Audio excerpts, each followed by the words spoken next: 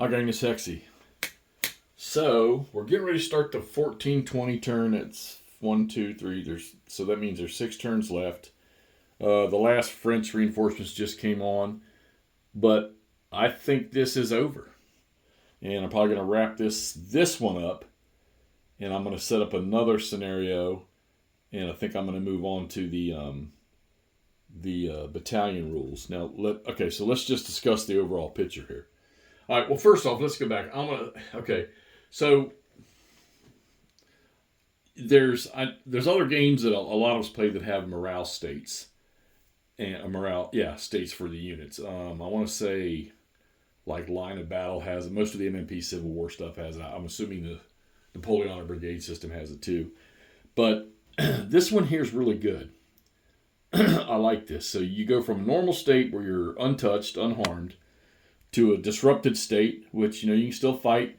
You're gonna take a hit on your fire ability. Then you go to a shaken state, which you can still fight, but you're not gonna go charging into anything. You're not allowed to voluntarily charge anything, and you're taking a hit on your fire. And then you go to a broken state, and then you go to a routed state. Neither one of them are good. If you fail a check, I think in a routed state, you're gonna end up routing away again. Okay, I have to check the one on broken. Disrupted and shaken. If you do a rally check and you fail, you just kind of now a rally check during the rally phase, you just stay in that state. There's no further effect. It's from combat is where if you fail the rally check, you're going to change the state. So when I say combat, you receive some damage from fire or assault. Okay, so two things that this game is definitely based on: the morale states, which I think is just freaking awesome. Again, not there, but you try to picture what troops would be like if they're just a little disordered, or if they're shaken a little bit. They still might just have the ability to fight. We're talking battalions here, so they might, not all of them are going to be messed up in that formation, I'm sure. So between disrupted and shaken, they probably got the ability to still, enough guys in there they could still perform to an extent. But then once it's broken, that effect, I'm sure, Billy Bob runs away. Joe Bob's standing right next to him, and he says, "Oh, something's wrong." So he runs away. That effect it can have. And then when these units rout, that's I'm just picturing in my head that 300 men take off. You get 300 men unit, and 180 of them take off running. Well, the odds are the other 120 probably are just going to run right along with it, because they're not going to stand on that battlefield facing 400 or 500 men coming at them, by themselves. Although Audie Murphy, I mean, he did it. Not that many, but he did it. I'm sure there are all kinds of cases of that. But I think the morale states work great in here. And you've got to recover these guys. Now, the leaders aren't... Let's take Wellington here, okay? That bottom right number there, that's 6, all right, is how he affects things. So if he's stacked with a unit, and you just picked him up, you've got the other leaders in here. But if a unit rolls for morale, and you're rolling 10s, all right, so anywhere from 0 all the way up to 100, okay, and he will only affect that dice roll by that number. And these morale values anywhere from like 31 up to 40 something in this game. And let me tell you, you just look at the board. All right, so these units haven't even really got into the fight yet. They were just about to. But you've got shaken, disrupted, disrupted, disrupted, disrupted, disrupted, shaken, shaken, shaken. Okay, shaken, disrupted, shaken, disrupted, shaken.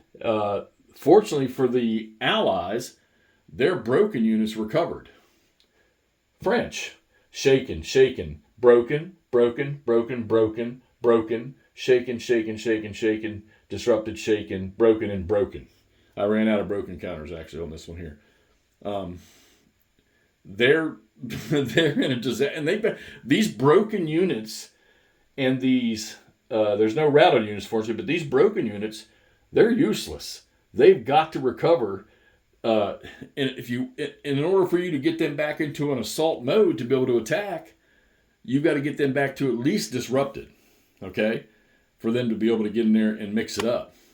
Then you got to be able to have attack orders on it. And the most orders you're going to get, at least in this one I can see right here, is going to be 3 for either side. Wellington has a better bonus than Junot does, okay? Well, so let's get on over here and take a look at what's happened here. So maybe I can drop this down a little bit more. Let's zoom in just a tiny bit. All right. So I tried to, with 2 divisions. I never got more than 2 orders for the French, and I don't think I ever got more than 2 for the Anglo-Allies. But I took 2 divisions, 4 brigades, and tried to assault through that position and try to come up over this hill and into Vimeiro. And while the first line was here in this scrub area, they got driven off. This line infantry just, I mean, you can see it. They just chewed up these guys.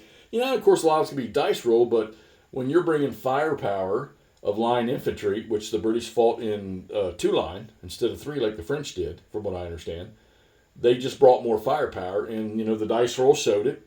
The total losses for units completely lost. There's 3 for each side, and one of them's an artillery piece for the French because I left him out to dry with no protection. But these 2 divisions over here, as of 14:20 in the afternoon, they're a wreck, and to even try to recover all this stuff to get it back into where it can make a good assault again, it's going to be, okay, well, let's say at minimum it's going to be 2 turns, more than likely to get them all, because if you're lucky enough to roll the dice to recover them or to rally them, and you're successful every time, it's going to take at least 2 turns. But that's not going to happen. So it's more than likely you're going to have to, it's going to be 3 or 4 turns. Well, by that time, there's no way they're getting up over this hill and taking Vimeiro or even the heights behind it over there. They're not even going to touch that wagon train. And if you close on this cavalry up here, which fortunately in the soldiers' rules, you got to be in their zone of control before they can reaction charge. And I never had enough attack orders to put it on cavalry, although it'd be kind of cool to see a mass cavalry charge in this thing. Maybe assign all those units to one of the big commanders and have them charge with them, because Wellington has 2 other, under their aides, there's just other generals right below him that aren't in specific command of any divisions. So, and I keep thinking about, just reading and even how they did it in old movies and stuff for this stuff, which there's not a whole lot of them, but you're reading, like you take Waterloo. It started with Hougoumont. And then somewhere, once Hougoumont turned out pretty much to be a failure, then it was La Haye Saint or whatever, I guess. And then eventually it was through the center of the line. And I don't think all these things were happening at the same time. Could be wrong, but from just my little knowledge of it, I don't think they all happened at the same time. I do think they wasted too much time on Hougoumont. So with the way you get orders in this game, it seems similar to me. At the most, if you receive 2 orders, all right, well, the Anglo-Allies are not in divisions, they're in brigades. So the odds are you're only going to get 2 brigades going, okay? A commander, an overall type, like Wellington himself, he can only command the units that are directly assigned to him, which a lot of these, like maybe this cavalry or some independent stuff like that. And the French, getting 2 attack orders, was fortunate enough to put it on 2 divisions, which their brigade commanders were within command range of the division leader. So they all, you had 4 brigades under attack orders. Only problem is, again, they're on the attack, going into the scrub terrain here with skirmishers out in front of the Anglo-Allied lines, and a lot of them were these SED skirmishers, which have a much better firepower. And they just, they would hit for morale checks. Morale check 10, minus 10, morale check minus 15. Once in a blue moon, with the losses, you may have had a step loss in there. And, once they, you get 2 units firing at 1 stack, you're going to resolve any casualties from both fires, and then you're going to resolve the morale checks from both fires. And the way it works is if you have to do 2 morale checks because you have 2 different stacks fire at 1 stack, well, If they fail both the morale checks, they're going to take 2 morale status reductions. So you could go from normal to disrupted to shaken, which means you're going to retreat 1 hex, just from fire combat from 2 units set up in SED, and skirmishes are like that, or 2 line infantry units that are shooting at him. And that can be devastating. We had a French unit that got left over here in this hex right here, and he got fired on by all 3 of these guys, and he had to take, all 3 of them hit. He had to take 3 morale checks, okay? Now, fortunately, it does say that you stop at broken, the way the rules translate under that circumstance.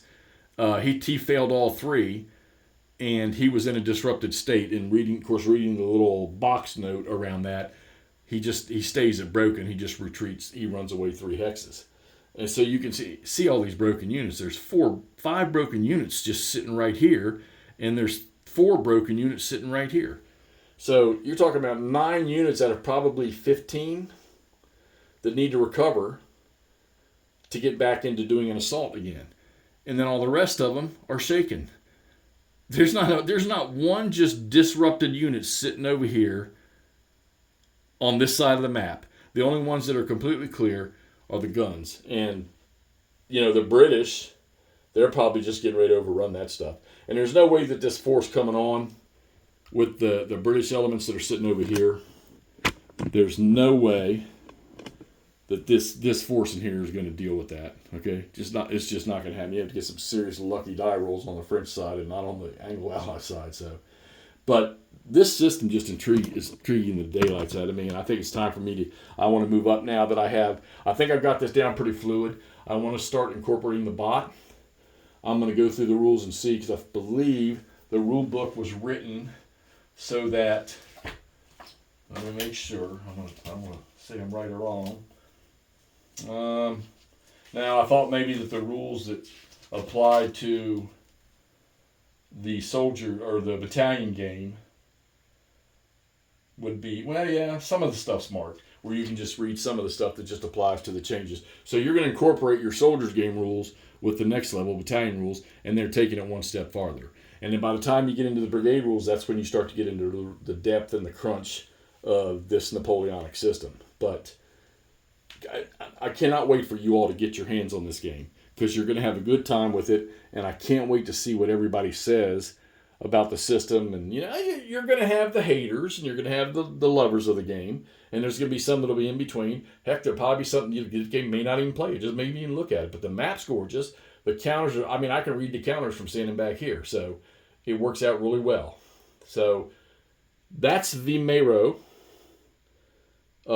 From the soldiers' rules. I'm going to terminate it with 5.5 turns left, and I'm going to drop something else from this game box and start moving up to the next set of rules. And I want to get the artificial enemy opponent, or whatever I came with, the AEO, the bot. I want to get that back into play. I don't think I'm going to try it with this. I think I'm going to go back to Rollica, whatever it's called, and try it with that and see, because that's a little easier to deal with the unit density, counter density wise. So, all right, but look. This thing's gorgeous, guys. First set of rules, first phase of the rules are easy to deal with. I had a couple things I needed to get worked out, and Terry showed and explained them to me. So we're going to move on to the next set, start to get a little more depth in this game, and see how that goes. So let's wrap this one up. We'll call this one, it's not a major British victory, Anglo-Allied victory. It's at least a minor. And the major would be pretty much drive the French off the map, which I don't think there's enough turns to do that.